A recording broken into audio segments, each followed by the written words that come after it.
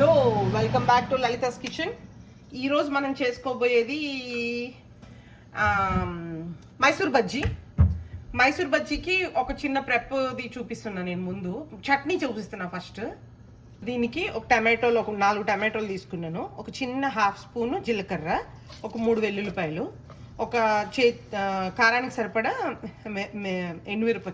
పచ్చిమిరపకాయలు, కొద్దిగా కొత్తిమీర.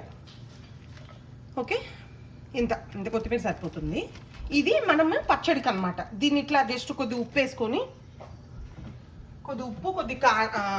కొద్ది నీళ్ళు వేసుకొని దీన్ని ఇట్లా ఉడకబెట్టేసేయాలి. అంతే. కొద్ది ఉప్పు, దీంట్లో కొద్దిగా చిలకరించేదంత ఆయిల్, మరి ఎక్కువేం అక్కర్లేదు. జస్ట్ ఇట్లా ఆయిల్, దీంట్లో నీళ్ళు వేసి దీన్ని ఉడకబెట్టేసేయాలి బాగా. ఓకే, కొద్ది నీళ్ళు పోసుకొని ఉడకబెట్టేయాలి మూత పెట్టి. దీన్ని అన్నీ వేసేసి దీన్ని మంచిగా టమాటోలు ఉడికిపోయే వరకు మనం ఉడకబెట్టేసేయాలన్నమాట. ఓకే, ఇప్పుడు దాన్ని మన వడలకి బజ్జీ చూపిస్తా. మైసూర్ బోండా ఎట్లా వేయాలో. మైసూర్ బోండాకి నేను ఏం చేస్తున్నానంటే, ఉల్లిపాయలు సన్నగా కట్ చేసుకున్నా, కొద్దిగా స్ప్రింగ్ ఆనియన్స్ ఉన్నాయి అవి కూడా కట్ చేసుకున్నా, కొత్తిమీర, జీలకర్ర. ఓకే, ఈ 3 ఇది దానికి స్టఫ్ లాగా. పిండి ఏం చేశానంటే, నేను కలిపి పొద్దున్నే కలుపుకున్నాను నేను పిండిని. ఇదేంటంటే చూసారా ఎంత బాగా పులిసిందో. ఇది మైదా పిండి, అంటే ఇక్కడ మన యూఎస్లో అయితే ఆల్ పర్పస్ ఫ్లోర్ దొరుకుతుంది. దీంట్లో పెరుగు, 1 కప్పు మైదా ఫ్లోర్కి 1 కప్పు పెరుగు, పుల్ల పెరుగు ఉంటే మీరు ఇంకా ఎలాంటి బేకింగ్ సోడా, బేకింగ్ పౌడర్ వాడక్కర్లేదు. పెట్టేసి పొద్దున్నే నేను కలిపి పెట్టుకున్నా సాయంత్రం చేయటం కోసం. ఓకే, ఇలాగా 1 కప్పు 2 కప్స్ తీసుకున్నాను నేను. 2-3 కప్స్ తీసుకున్నాను. ఆల్మోస్ట్ 2.5 కప్స్ వరకు పెరుగు తీసుకున్నా, పుల్ల పెరుగు. దాంట్లో ఉప్పు, పెరుగునే కొద్ది మజ్జిగలా వాడడం వల్ల ఇంకా నీళ్ళు పడలేదు.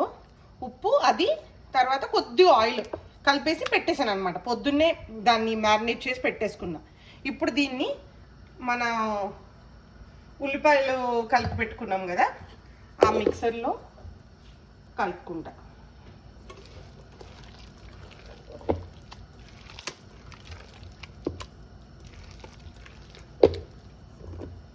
ఇది మంచిగా ఫర్మెంట్ అయిపోయి బబుల్స్ వస్తుంది ఇప్పుడు బాగా. సో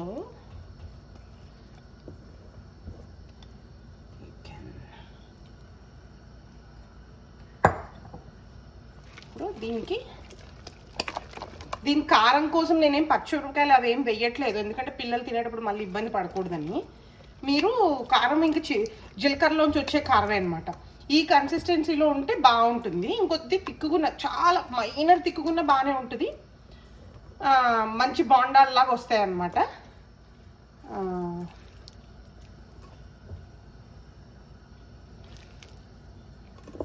సో ప్రస్తుతానికైతే నేను జీలకర్రలోంచి వచ్చే కారమే ప్లస్ ఈ టమాటో చట్నీ, అందువల్ల నేను ఇంకా వేరే పచ్చిమిరపకాయలు వేయట్లేదు. మీకు కారం కావాలంటే కొద్ది పచ్చిమిరపకాయలు వేసుకోవచ్చు దీనికి. ఓకే, ఇప్పుడు మనం బొండాలు వేసుకుందాం.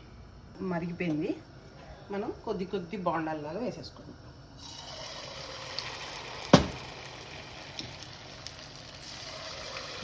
ఇంకొద్దిగా అంటే ఇంకొద్దిగా ఇట్లా కూడా వేయచ్చు. ఇంకొచ్చి పలచగానే అయ్యింది అనుకుంటున్నాను నేను.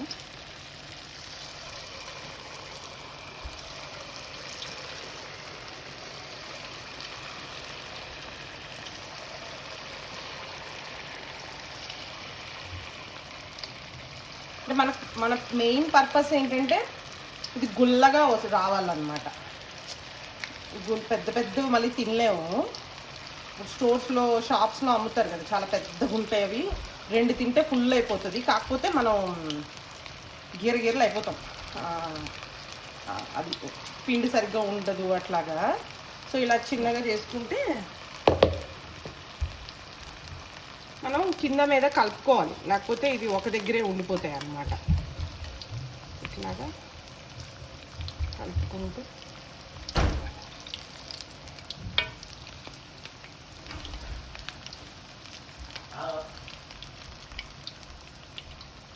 ఇలాగా ఎర్రగా వచ్చాక దింపుకోవాలి. ఇలా అయ్యాయి కదా, వీటిని మనం తీసేసుకోవచ్చు.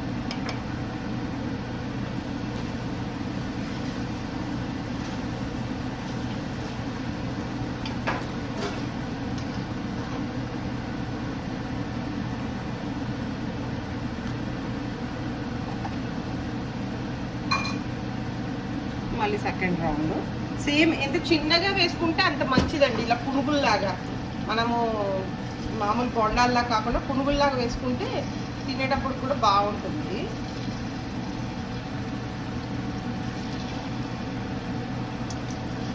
పెద్ద పెద్దవి అయితే మళ్ళీ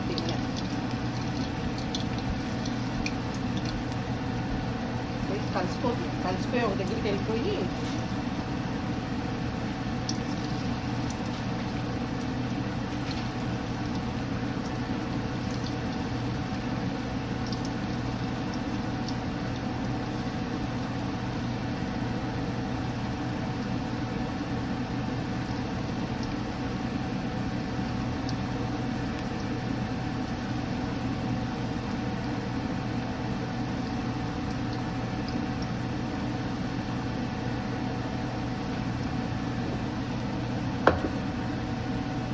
టమాటోలు చేసాము కదా, అది ఇట్లాగా ఈ పలచగా ఉండేటట్టు మీరు మిక్సీ పట్టుకోవాలి.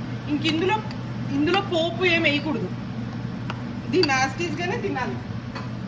సో ఇప్పుడు చూస్తే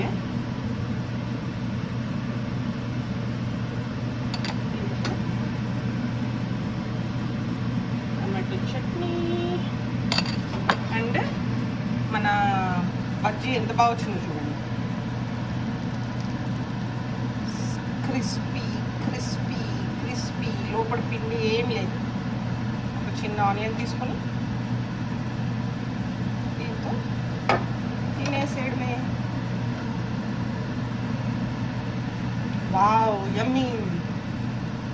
Hope you like it. Try with your family and enjoy. Thanks for watching.